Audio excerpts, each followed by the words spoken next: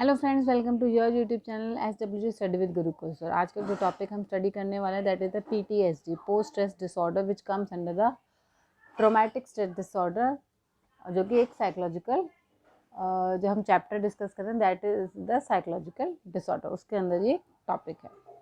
तो फ्रेंड्स, जब हम बात करते हैं PTSD की, that is the post traumatic stress disorder, तो उसमें ये एक इंडिकेशन हो जाता है कि the patient has gone through a severe trauma, जिससे कि वो बहुत अफेक्ट हुए हैं, बहुत आहत है। So PTSD can be defined as a mental disorder which is triggered by any terrifying event। मतलब कोई भी ऐसी भयानक सिचुएशन उस इंसान ने फेस करी है या फिर उसको विटनेस किया है, उसको उसका गवाह बना अपनी आँखों से, जैसे किसी का एक्सीडेंट देख लेना, अपने सामने कोई बिल्डिंग कोलैप्स होते हुए देख लेना, या अपने सामने किसी को शूट करते हुए देख लेना, ब्लड शेड देख लेना, वॉर देख लेना, ये सब क्या है, PTSD की श्रेणी में आते हैं। अब इनके सिम्टम्स कैसे होते हैं?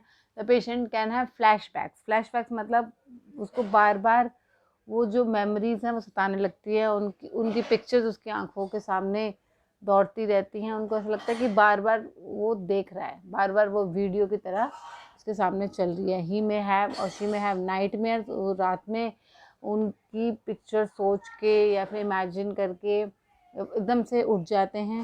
They have severe anxiety, uncontrollable thought, मतलब वो अपने थॉट्स के ऊपर काबू नहीं कर पाते, कंट्रोल नहीं कर पाते हैं। शुरू में एक्चुअली ये टेम्पररी डिफ़िकल्टी होती है, यूजुअली टेम्पररी होती है कुछ लोगों में, बट कुछ लोग जब ज़्यादा आहत हो जाते हैं तो ये प्रोलॉन्ग भी हो जाती है and it may get worse, it can last for month और इवन ईयर्स। और वो स्थिति आ जाती है कभी कभी जब जो है डे टू डे लाइफ में आपकी फंक्शनिंग में भी इंटरफेयर करने लग जाते हैं। बट अगर सेल्फ केयर हो, अच्छे से हो, और उनको कोपिंग एडजस्टमेंट और कोपिंग स्ट्रैटेजीज दी जाए, काउंसलिंग दी जाए, तो वो बेटर हो जाते हैं, उनकी जो मेंटल प्रॉब्लम है कुछ हद तक सॉल्व हो जाती है ना। सिम्टम्स क्या होते हैं, जैसे कि मैंने बताया कि ये जो है इमीडिएट अगर कोई स्ट्रेस है उसके बाद भी आपको पोस्ट ट्रॉमेटिक स्ट्रेस डिसऑर्डर हो सकता है, but it can start with in 1 month also, मतलब 1 महीने के बाद भी स्टार्ट हो सकता है। एंड कभी कभी जो सिम्टम्स हैं वो ईयर्स तक भी अपियर नहीं होते, आफ्टर द इवेंट बाद में अपियर होते हैं, मतलब पाइल अप होता रहता है।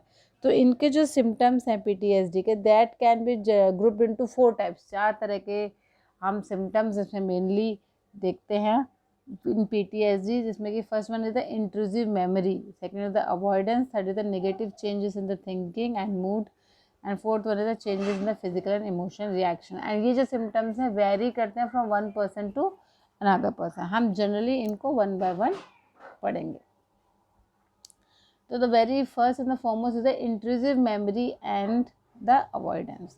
ना इंट्रूसिव मेमोरी का मतलब क्या है? बार बार रिकरेंट अनवांटेड डिस्ट्रेसिंग मेमोरीज और ट्रॉमा की बार बार आती रहती है। फॉर एग्जांपल, आपने सामने कोई एक्सीडेंट देख लिया तो बार बार आपके सामने वो जो इवेंट है वो घूमता रहता है, ऐसा चलता है कि वो बार बार आपका सामने उसकी वीडियो चल रही है, एक मूवी चलती रहती है, आप रिलीव करते हो, मतलब ऐसा लगता है कि आप दोबारा से देख रहे हो, उसके फ्लैशबैक्स पे चले जाते हो। You have dreams and nightmare, जो मैंने बताया। यू हैव इमोशनल डिस्ट्रेस, आपका जो इमोशनल बैलेंस है वो गड़बड़ा जाता है। You don't feel pleasant because वो जो सारी मेमोरीज है ना वो वापस आती रहती है, आपको याद कराती रहती है, और आपका थिंकिंग जो है उससे हटने नहीं देती, आपका जो थिंकिंग प्रोसेस है उसी के इर्द गिर्द चलता रहता है। That is very distressing.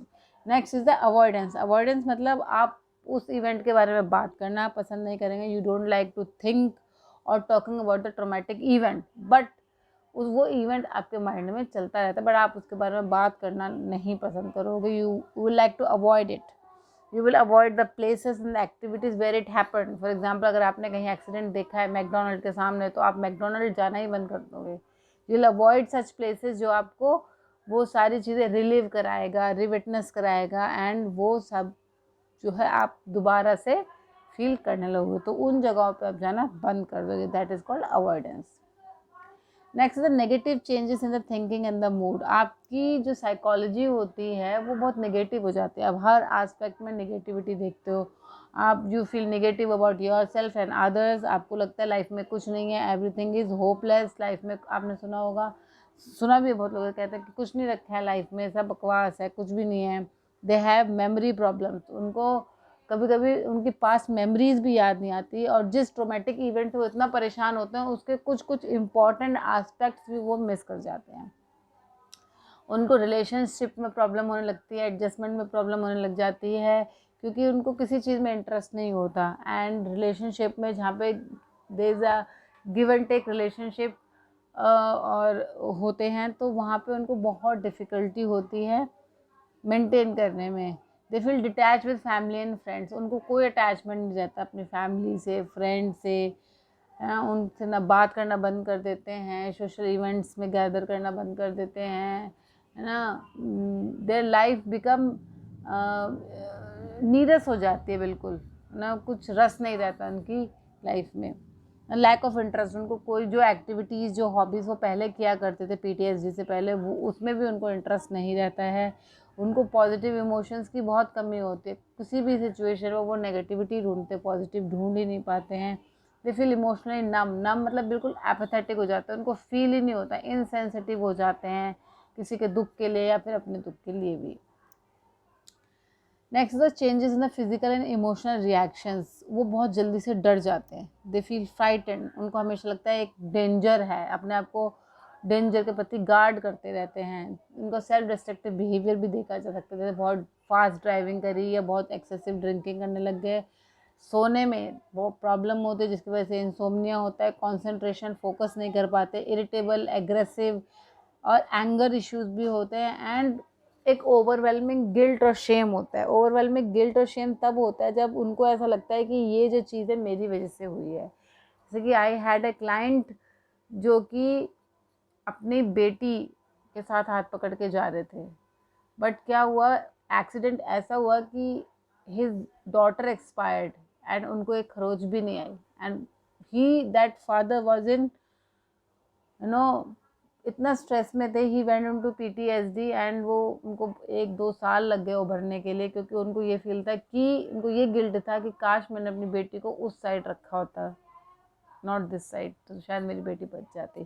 तो इन सच केसेस ये जो गिल्ट और शेम है बहुत ओवरवेलमिंग होता है, वो अपने आप को माफ़ नहीं कर पाते हैं, एंड कभी कभी in such cases they go into depression and suicidal attempts भी कर लेते हैं ना। किस तरीके के ट्रॉमिक इवेंट्स की मैं बात कर रही हूँ, हालांकि मैंने बहुत सारे एग्जांपल दे दिए हैं, बट फिर भी हम एक रिकैप कर लेते हैं। कॉम्बैट एक्सपोजर, कॉम्बैट मतलब मिलिट्री वॉर, जैसे अभी यूक्रेन में चल रहा है, उसका एक्सपोजर बच्चों को मिल रहा है, एडल्ट्स को मिल रहा है, that can lead to PTSD. Childhood abuse, childhood abuse, violence, rapes, these can, it's very traumatic for childhood, sexual violence, physical assault, आपको किसी वेपन से थ्रेटन किया जा रहा है, आपकी कनपट्टी पे बंदूक रख दी है, तो of course you will be threatened.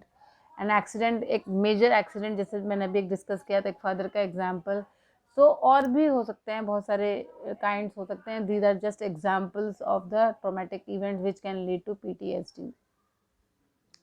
कौन लोग रिस्क पे रहते हैं, now it is very much related with the last slide. वो सारे लोग रिस्क पे रहते हैं जिन्होंने लॉन्ग लास्टिंग ट्रॉमा बियर किया हो, एक्सपीरियंस किया हो, विटनेस किया हो, फेस किया हो, राइट।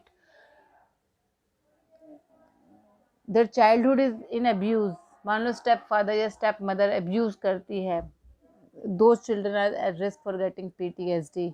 अगर आपकी जॉब ऐसी है विच विच गिव्स यू मतलब जो आपको बहुत ट्रॉमेटिक इवेंट्स का एक्सपोजर कराते हैं, लाइक मिलिट्री पर्सनल्स हो गए, डॉक्टर्स हो गए, नर्सेस हो गए, वो डे टू डे लाइफ में इतना कुछ देखते हैं, death, amputation, surgeries and crying relatives of dead patients, so these all can lead to PTSDs. And अगर कोई already mental health problem exist करे, like anxiety, depression, so this can lead to PTSD. Substance abuse है, alcohol, excessive drink, cocaine, morphine, किसी का भी वो substance abuse करते हैं, देर ऑल्सो एट रिस्क। अगर अच्छा सपोर्ट सिस्टम नहीं है फैमिली और फ्रेंड्स में, तो of course that patient can go into PTSD. और अगर ब्लड रिलेटिव्स में ये प्रॉब्लम है, जेनेटिक है, तो एंजाइटी डिप्रेशन के साथ तो ये PTSD के लिए भी बहुत रिस्क पे हो जाते हैं। तो friend, this was about the PTSD, which is a very important topic from exam point of view. I hope I have made the topic clear to you. If you like my videos and want to share it, तो please do it. Give me your feedback. I will love to respond to them. मिलते हैं next video में, तब तक के लिए bye bye.